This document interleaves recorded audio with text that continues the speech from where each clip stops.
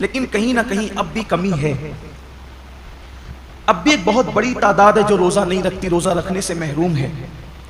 और वो उन नौजवानों की तादाद है जो इस वक्त मेहनत मजदूरी करते हैं, मार्केट में बैठते हैं, लूम चलाते हैं, कारोबार करते हैं, और उनका उज़्र यह कि धूप बहुत है, तमाज़त बहुत है, शिद्दत बहुत है। वाकई मौसम तो गर्म है, कुछ रोज़े अप्रैल में होंगे और कुछ रोज़े मई में भी होंगे, बल्कि पूरा आखिरी अशरा मई में होगा। और गर्मी का और मेहनत का उज़्र पेश करके लोग रोज़ा छोड़ देते हैं। पहली बात तो यह है कि मौसम का उज़्र या मेहनत का उज़्र पेश करके रोज़ा छोड़ने की इजाज़त नहीं हो सकती, बल्कि अगर मेहनत मजदूरी की वजह से आप रोज़ा छोड़ते हैं तो इस्लाम का हुक्म यह, जो अहकाम शरा है वो बता रहा हूँ आपको, कि एक तरफ रोज़ा छूटता है काम धाम की वजह से, आप अपने अंदर ताकत नहीं पाते कि मेहनत भी करें और रोज़ा भी रखें, तो रोज़ा नहीं छोड़ सकते। आपको शरीयत ये हुक्म देती है कि आप अपनी मसरूफियात कम कर दीजिए, आप काम शॉर्ट कीजिए, लेकिन रोज़ा आपको रखना है। इसलिए कि रमज़ान शरीफ के एक रोज़े की अहमियत ये है, एक रोज़े की, कि जानबूझकर अगर किसी ने रमज़ान शरीफ का एक रोज़ा छोड़ दिया और उसके बदले में फिर वो पूरी ज़िंदगी रोज़ा रखे, तो ज़िंदगी भर के तमाम रोज़े उस एक रोज़े की फजीलत को नहीं पहुंच सकते जो माह रमज़ान शरीफ में रखा गया है। माह रमज़ान शरीफ के रोज़े का बदल ज़िंदगी भर के रोज़े नहीं हो सकते।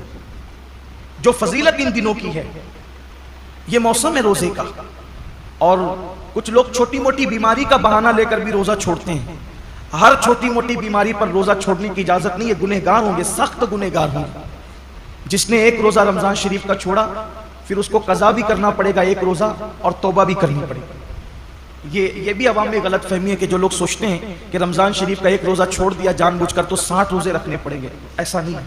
एक ही रोज़ा रखना है। ये असल में जो बिला वजह रोज़ा तोड़ देते हैं रखकर, 60 रोज़े उनके लिए कफ़ारे में, लेकिन जिसने रोज़ा छोड़ दिया बहुत बुरा किया उसने। एक ही रोज़ा रखेगा, बाद में कज़ा, लेकिन साथ ही उसको तौबा भी करनी पड़ेगी। सिर्फ रोज़ा कज़ा करने से मामला ख़त्म नहीं होगा, सच्ची तौबा भी उसके साथ लाजिम होगी। बल्कि जिन लोगों के रोज़े किसी वजह से, लाइल्मी की वजह से पहले छूट गए, तो वो आम दिनों में गैर रमज़ान में उन रोज़ों की धीरे धीरे कज़ा कर ले। रोज़ा न रखने का वबाल बड़ा दर्दनाक है। अल्लाह के रसूल सल्लल्लाहु अलैहि वसल्लम फरमाते हैं कि मैंने जब शबे मिराज जहन्नम का मुशाहिदा किया तो मैंने देखा कि कुछ लोगों के जबड़ों को आग की कैंची से काटा जा रहा है। मैंने पूछा, जिब्रील ये कौन लोग हैं? अर्ज़ किया, या रसूल अल्लाह सल्लल्लाहु अलैहि वसल्लम, ये आपकी उम्मत के वो लोग हैं जो माह रमज़ान शरीफ में रोज़े नहीं रखते थे। इसलिए ये दुनिया है, यहाँ तो रोते गाते गिरते पड़ते खुशी गमी में ज़िंदगी कैसे भी गुजर जाएगी, लेकिन एक दिन आखिरत है, दुनिया खत्म होने वाली है और आखिरत कभी खत्म नहीं होगी। आज अमल कर सकते हैं, इसकी अहमियत का अंदाजा नहीं है। जब इस अमल का सिला मिलेगा और अमल न करने पर सजा मिलेगी, तब इंसान पछताएगा कि काश मैंने इसका फायदा उठाकर जिंदगी का कुछ नेकियां इकट्ठा कर ली होती, कुछ अमल कर लिया होता। बल्कि मरने वाले अल्लाह की बारगाह में मिन्नत करते हैं कि मेरे अल्लाह, हमें सिर्फ 2 रकअत दुनिया में जाकर पढ़ने की इजाजत दे दे। लेकिन इरशाद होता है, बंदे जब हमने तुझे मौका दिया था उस वक्त तो तूने उससे फायदा नहीं उठाया। अब जिंदगी खत्म हो गई है, अब दोबारा किसी को दुनिया में नहीं भेजा जाएगा। इसलिए मैं अपने नौजवानों से कहता हूँ, बहाना मत कीजिए। रोजा रखने वाले को सब्र अल्लाह देता है। और एक बात आज आपसे कहना चाहता हूँ, अगर किसी गुर्बत की, तंगदस्ती की या मेहनत मजदूरी की वजह से आपका रोजा पुरमुशक्कत है, आपके रोजे में मुशक्कत है, तकलीफ है, तो ये बात हमेशा याद रखिएगा कि जिस नेकी में जितनी तकलीफ होगी, जिस नेकी में जितनी तकलीफ होगी उसका सिला उतना बढ़ा दिया जाएगा। रोजा रखकर एसी में सोने वालों का सवाब अलग है और रोजा रखकर लूम चलाने वालों का सवाब अलग है। दोनों का सवाब यकसा नहीं है। रोजा रख करके एसी में, ऑफिसों में बैठने वालों का अजर अलग है और रोजा रख करके धूप में मार्केट में बैठने वालों का अजर अलग है। वजह क्या है? देखिए, डॉक्टर इकबाल ने इस फलसफे को बहुत अच्छे से समझाया है। इकबाल कहते हैं, अल्फाज व मानी में तफावुत नहीं, लेकिन अल्फाज व मानी में तफावुत नहीं, लेकिन मुल्ला की अज़ां और मुजाहिद की अज़ां और। जो मस्जिद के अंदर खड़े होकर के अजान देता है उसके अल्फाज भी वही है, और जो मस्जिद के अंदर अजान पढ़े उसका मानी भी वही है, और जो जिहाद के सहरा में अजान दे उसका मानी भी वही है और उसके अल्फाज भी वही है। लेकिन जो अजान का सवाब सवाब मस्जिद में खड़े होने वाले मुअज्जिन को मिलता है, वो मुजाहिद को नहीं मिलता। इसलिए कि दोनों की अजान में बड़ा फर्क है। मुअज्जिन की अजान पर चंद लोग मस्जिद में आते हैं और मुजाहिद की अजान पर पूरी कौम को अल्लाह कामयाबी और फलाह अता फरमाता है। दोनों में बड़ा फर्क है, इसलिए कि ये अजान पंखों के साए में है, ये अजान छत के साए में है, ये अजान राहतों में है, और वो अजान मुशक्कतों और तलवारों के साए में। दोनों में फर्क है।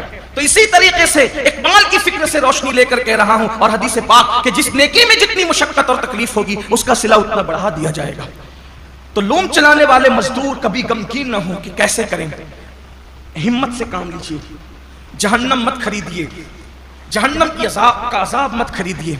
अगर अल्लाह ने, अल्लाह की मर्जी, किसी को मजदूर बनाया, किसी को सेठ बनाया, लेकिन आपको काम हिम्मत से लेना है। अल्लाह उसका सिला बहुत बढ़ा देगा, अल्लाह उसका अज्र बहुत बढ़ा देगा। और फिर काश कि ऐसा होता कि इस सुन्नत को जिंदा किया जाता कि अल्लाह के रसूल अलैहिस्सलाम जब रमजान शरीफ आता था तो खुतबा देते थे और फरमाते थे, लोगों जो तुम्हारे मजदूर हैं रमजान शरीफ में उनकी मजदूरी कुछ कम कर दो, यानी उन मजदूरों का काम कुछ कम, उनको सिला तो पूरा दो, मजदूरी पूरी दो, लेकिन उनका काम कुछ कम कर दो, जैसे दोपहर में उनको सोने का मौका दे दो। अब यहां तो सेठों का हाल यह है कि अगर मजदूर नमाज पढ़ने रमजान शरीफ में भी जाए तो उनके माथे पे शिकन आता है। ये लोग कहते हैं ना कि हालांकि सारे सेठ ऐसे नहीं है, कुछ अगर सेठ लोग यहाँ हैं तो वो बुरा नहीं माने। मुझे तो लोगों ने यहां तक के आके बताया कि एक सेठ साहब हाफिज कुरान है, मुझे लोगों ने नाम के साथ बताया, मैं नाम नहीं लूंगा क्योंकि मैं अल्लाह के घर में वाज और नसीहत करने खड़ा हुआ, कीमत करने खड़ा नहीं हुआ। तो वो हाफिज कुरान है, वो खुद नमाज में गए और जब मजदूर नमाज पढ़ करके आए तो उन्होंने कहा कि अब जा तू नमाज ही पढ़ते रहे, यहाँ से निकल जा। ये सूरत हाल है। फिर जिस कौम को का हाल ये हो कि वो इस कदर गंदी सोच की हामिल हो जाए कि वो अपने मजदूर को नमाज पढ़ने तक जाने न दे, फिर उनके कारोबार तबाह नहीं होंगे तो और क्या होंगे? उनके कारोबार की मलाई दूसरे लोग नहीं खाएंगे तो क्या करेंगे? कल और आज के कारोबार में कुछ फर्क महसूस करते हैं आप? कल की बरकतों में और आज की बरकतों में आप कुछ फर्क महसूस करते हैं? कल भी हमारे बाप दादाओं ने कारोबार संभाला और आज भी हमारी नई नस्ल संभाली। फर्क यह है कि वहां जब दीन का मामला आता था तो वो अपने आप को सरेंडर कर देते थे, कुदरत ने उन्हें बरकतों से नवाजा था। आज बहुत कारोबार बढ़ा लिया गया है लेकिन फिर भी हाय हाय किया जा रहा है, बरकतें उठ गई है। वजह यह है कि दीन से दूरी है, मजहब से दूरी, और इंसान जब जब दीन से दूर होगा तब तक वो रोएगा, तब तक वो पछताएगा, तब तक नाकामी उसके गले का हार बनेगी।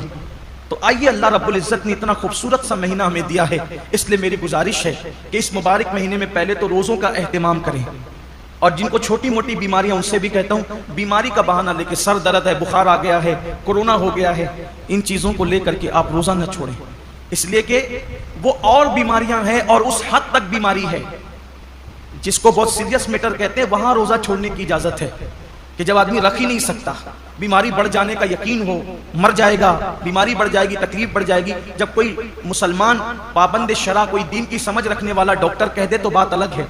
अपनी मर्जी से फतवा देना कि मैंने रोजा नहीं रखना, मैं बीमार हूं, जबकि अल्लाह के रसूल अलैहिस्सलाम का फरमान है रोजा रखो सेहतमंद हो जाओगे। रोजे से बीमारी नहीं बढ़ती बल्कि रोजे से सेहत मिला करती। जब अल्लाह के रसूल ने कह दिया जो तबीबों के तबीब है, जो हकीमों के हकीम है, जो सिर्फ जिस्मों के हकीम नहीं बल्कि रूहानियत के भी हकीम और तबीब है, तो जब उस रसूल ने फरमा दिया रोजा रखो सेहतमंद हो जाओगे, तो फिर सेहत मिलना ही मिलना है।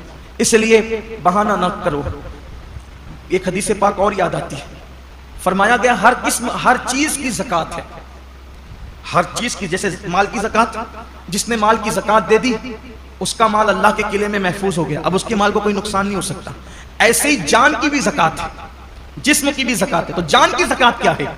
मेरे आका अलैहि सलाम फरमाते हैं रोजा ये तुम्हारी जान की ज़कात है, तुम्हारे जिस्म की ज़कात। मतलब जो लोग रोजा रख लेते हैं अब उनकी जान भी अल्लाह महफूज कर लेता है, वो मोहलिक बीमारियों से, मूजी बीमारियों से महफूज हो जाते हैं। आप देखिए अल्लाह के औलिया, आज जितनी कसरत से बीमारियां हैं पहले नहीं थी, और जो बीमारियां आज है वो पहले नहीं थी। क्यों? उस दौर में लोग सिर्फ रमजान शरीफ के रोजे नहीं रखते थे, बल्कि महीने में 13, 14, 15 तारीख को भी अक्सर मुसलमान रोजा रखते थे। 3 रोजे तो महीने में रखते ही थे मुसलमान।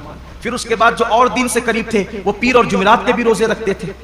फिर मौका ब मौका आशूरा का रोजा, ये रोजा, वो रोजा, यानी जो मौका आया उसके बहाने से रोजे रखते थे। इसलिए ये बीमारियां उनको नहीं थी जिन बीमारियों में हम मुब्तला है। क्यों? क्योंकि वो जिस्म की ज़कात निकालते रहते थे, और जब ज़कात निकलती रहेगी तो जिस्म महफूज होता रहेगा। हम समझते हैं कि खाने से ताकत मिलती है, ताकत खाने से नहीं मिलती। खाना तो एक बहाना है। फरमाया गया कम खाना ये सेहत इंसान को सेहतमंद करता है, कम ग़िज़ा इंसान को सेहतमंद करती। हम खाने के लिए पैदा नहीं हुए, खाना हमारे लिए पैदा हुआ। बुजुर्गों ने फरमाया जीने के लिए खाया करो, खाने के लिए जिया मत करो, अल्लाह के लिए जियो।